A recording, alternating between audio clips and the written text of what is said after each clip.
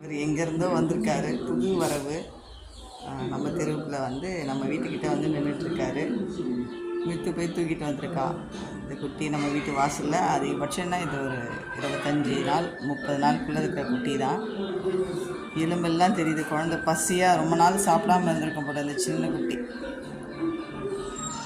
பால் குடிக்கலாம், வா வா பால் குடிப்போமா, வா வா.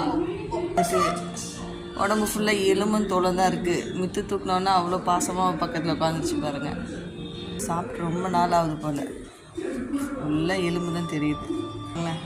பக்கத்தில் எவ்வளோ பாசமாக உட்காந்துச்சு பாருங்கள். இது வந்து அதிகபட்சம் ஒரு 2 நிமிஷம் தான் ஆகுது. நம்ம தெருவிலே ஓடி வந்தது.